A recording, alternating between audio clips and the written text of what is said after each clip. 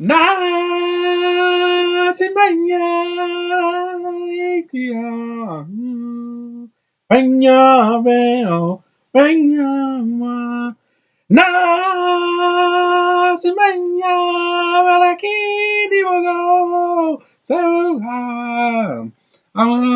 Benya I saw Black Panther tonight. I know that's the Lion King's opening, but oh my god, this movie reminded me so much of that movie. This movie kicked ass. I loved freaking Black Panther.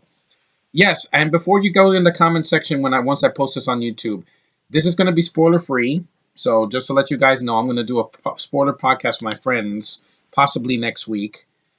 Also, I am not a blind fanboy of Marvel. I'm not. Disney did not pay me to say these words. All of these are my opinions, my thoughts, my feelings, my emotions. I loved Black Panther. This is going to easily be in my top 5 of this year without a single freaking doubt. This character worked aces. He's on my shirt right here in Lego form in my Funko Pop shirt of Civil War because that's the last thing he was in. Oh my god, this movie just delivered in spades. This film is going to break color barriers in Hollywood. Now, from now on, black actors are going to be taken seriously and they're going to get more roles and we're not going to whitewash anymore. The days of the Kathleen Kennedys of this world and J.J. Abrams and Ryan Johnsons and freaking Gareth Edwards, all these crackers, directors that and producers that don't do the job, let a black man take it over. Because that's exactly what Ryan Coogler did with this kick-ass freaking movie, Black Panther. I finally got a cup of this. I know technically it comes out today, but I saw an early screening of it in IMAX.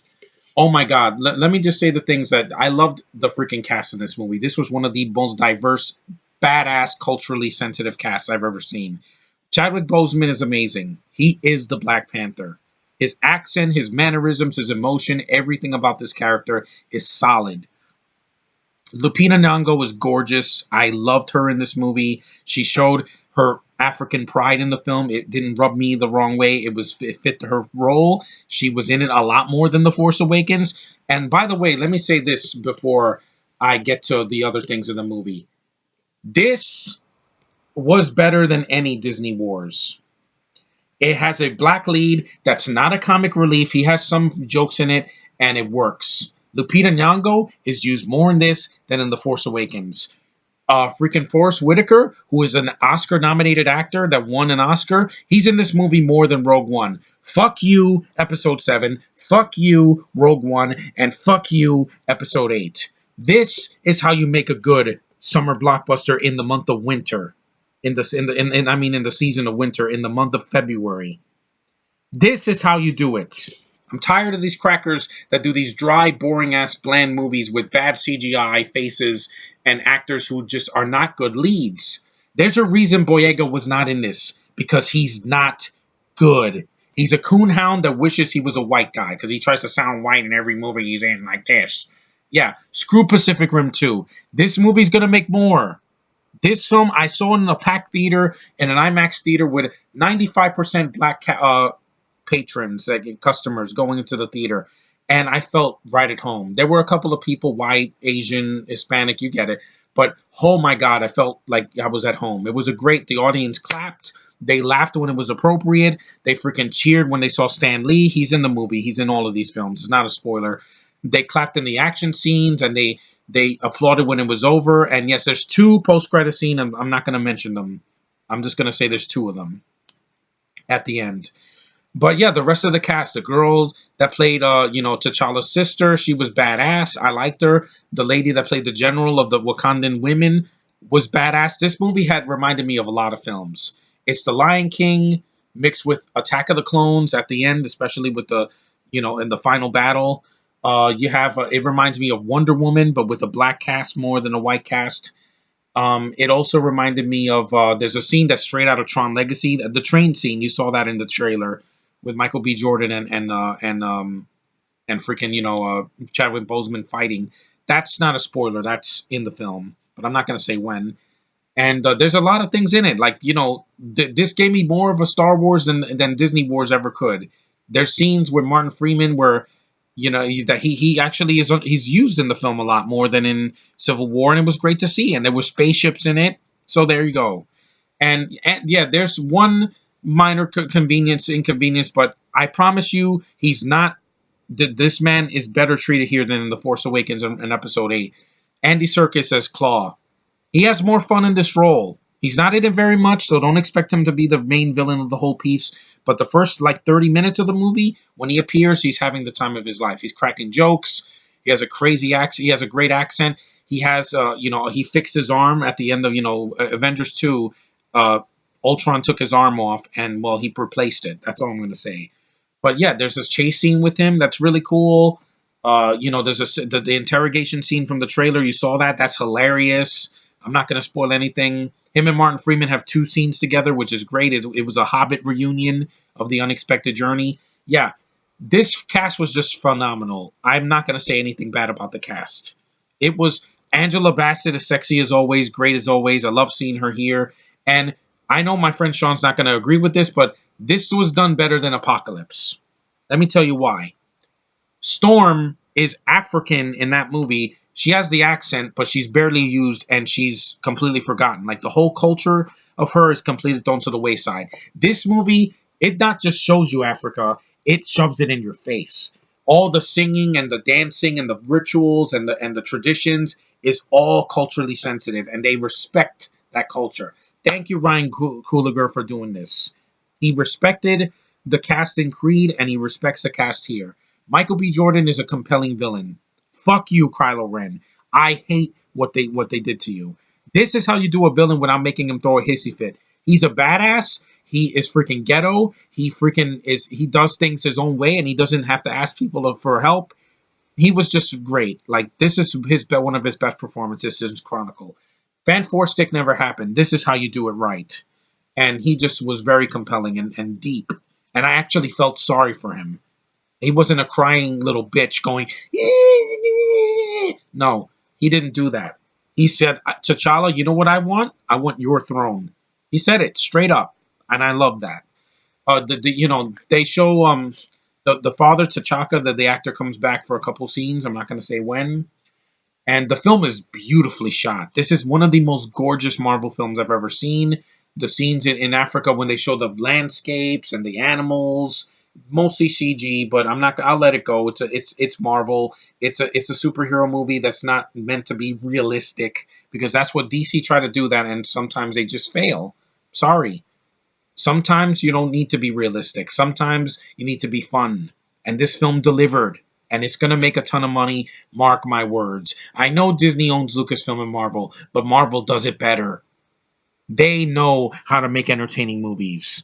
I said that last year. I said that in 2016. I said that in 2015. I said that in 2014. I said that in 2013. Even though those sequels had some problems.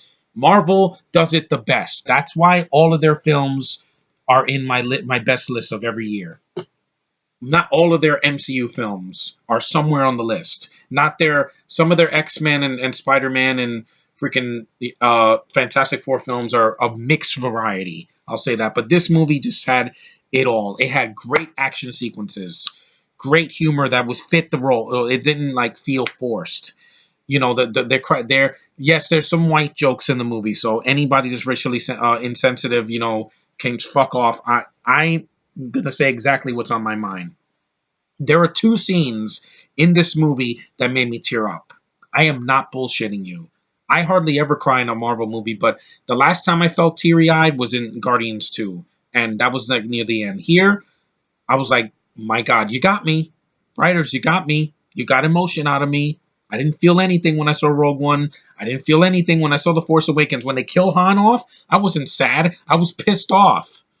Here, I feel it. It's humanity. I feel the humanity in this film. And every scene is shot beautifully. There's some shots in the beginning. Some of the action is at night, so you can't see everything. But I guarantee you, when this is on Blu-ray, you'll be able to see everything. But damn, this movie just delivered in spades. I'm proud that I loved Black Panther. I'm proud of the people of Wakanda, of Wakanda, the actors that played these African roles, and they did it with such finesse. They didn't even hide it. They were dressed in the roles and they fit the part. There was one weird moment where one of the elders has like this round like circle thing on his mouth. It's not much of a spoiler. It's just it's weird. Like it's like this, and it's like a plate coming out of his mouth. It looks really weird. I know that's an African tradition, one of the weirdest I've ever seen. It's not stupid, just it's a little off-putting. It has like big earrings and he has a thing in his mouth. That's about it. But the other elders like look old. The costumes are phenomenal. I'm gonna tell you this right now. I want this movie to get Oscar nominations for the cinematography, for the freaking special effects, for the costume design, for the makeup, for the freaking even for the I don't know, an adapted screenplay. Logan did that. It got a nomination for best adapted screenplay, and this movie did one thing better than Logan. That movie had no subtitles when there was a foreign language. Here, didn't bother me that I had to read foreign languages. It felt more like a cultural movie, and that's good. It's something different. We didn't get this for a long time. The last black superhero movie that starred like that was starring had a starring role was Blade in 1998. Yes, this is huge. This is a victory for people of color. This movie is gonna break that freaking whitewashing, freaking pandering SJW agendas by these freaking crackers that don't know a good movie from a hole in the ground. That they think, yeah, let's preach about feminism and SJWs and have women take over. No, the women in this movie kick ass, and they're never front and center. Black Panther is the lead of this freaking movie. It's his film. T'Challa kicks ass. Chadwick Boseman plays this character to a T. The freaking role, it was he was meant for it. And this film was meant to be seen by the masses. And it's gonna make a killing. I can't wait to see this again. I love this movie. It's gonna be in my top 5 of 2018. What a way to start off 2018 in the theater. I haven't been to the theater since December of last year, and oh my god, I came back in a big freaking way. This movie, the when I wanted to go see it, it was sold out, so I had to see another screening of it in IMAX just to get that thrill, and I had a great time. Everything about this movie fit. There's some characters here and there that are just there, or some actors that just they're not in the film that much, but when they're there, you enjoy it. I can say that. It's not shitty CGI Grand Moff Tarkin face that takes me out of the movie, or shitty villain, or freaking, referencing something that doesn't need to be referenced. And there was no gay agenda here. Yay! I'm freaking glad, because we didn't need that. In Black Lightning, there was one episode that they did that. It was not needed. Don't pander.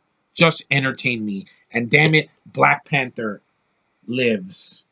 And it's finally in freaking theaters. You can finally go see it. Don't see this online. Watch it in the theater. I'm telling you, this is a theatrical experience. Every visual, every freaking shot, every freaking dialogue, all the dialogue that's spoken, all of the scenes, it just fits so well. This film was 2 hours and 17 minutes. I didn't feel it at all. Not at all. And the fact that this movie is, just as entertaining as it was, I just was like, wow. I know Marvel does good movies, but they make this look easy. Take notes, DC. You got to do this well, because you don't want another Justice League uh, failure. You don't want that movie to. You don't want your next movie to bomb, because Marvel knows what they're doing. 10 years of dominance over the box office. Yeah, since Iron Man, and they're going to continue to dominate the rest of this year. Screw Disney Wars. Just because Disney owns this and Star Wars doesn't mean shit. Marvel did this before Disney made the purchase. Back in 2008, they did not have a hand on Iron Man. That's why that movie was so dark and badass and entertaining. But now we have Black Panther, and it is so good to see diversity be king of the jungle in a way. And like I said, yeah, the cast is fantastic. The film looks great. It's very fast paced. It has great humor. It has good action sequences that I will remember forever. And it's culturally sensitive. It's not, we're going to make this the most racist movie ever seen. No, it is culturally sensitive. And for my final words on, well, this says Panthy. I loved it, and you guys should go see it. Don't hesitate. This is the kind of movies that I want to see in theaters. No longer will we be suffering through Idris Elba's and freaking John Boyega's and Chiwetel Ejiofor's. No, those are Brits disguised as black people. This is the real freaking deal. Ha! There, I said it. Yeah, and I'm tired of those people. At least these were the perfect people for the roles. Not one person fell out of place, and the film nailed it right out of the park. It knocked the ball right out of the park. Once again, Marvel reigns supreme, and it's going to for the rest of the year. Can't wait for Infinity War. Can't wait for Ant-Man and Wasp. I can't even wait for Deadpool 2 because that's not MCU, but it's a Marvel movie. And like I said, nobody does it better. So take that with a grain of salt. But yeah, I love this movie. Disney Wars, I don't need it in my life anymore. When they showed the Han Solo trailer, I walked right out. And it was the first trailer, thankfully. So yeah, I loved Black Panther. That's my spoiler-free review of the movie. It kicks ass. It has some problems here and there. It's not the perfect movie, but damn it, it's the best winter movie we've had this year so far. And Oscars, pay attention because we're coming after you. You and your old ass white guys that don't know a good movie from a hole in the ground. You just want the best looking movie. You want the best acted movie. Well, this movie has tons of great acting in it. It's not just comic book here I come to save the day acting. This is real freaking deep emotional depth and arcs and freaking emotion, real humanity. It made me cry, so I felt something, and that's not just me, trying to be emotional. I wanted to feel something, and I did. Thank you, Black Panther. Thank you, Ryan Coogler. You, sir, I hope get 10 more roles, 10 more directing roles, because you deserve it. You, the cast, the writers, the producer. Kevin Feige is a freaking genius compared to Kathleen Kennedy because he doesn't pander. He gives us what we want. He puts money into projects that he freaking believes in. Yes. Projects that he believes in. He's not perfect, but damn it, he's doing something right. So, thanks Marvel for this movie. I freaking loved it. I loved everybody that worked on this movie. You knocked it out of the park. You gave me a movie for the ages, and this is a movie that's going to change so much of this bullshit that we've dealt with in Hollywood over the years. Thanks for watching, guys, and long live good freaking movies like Black Panther. Later.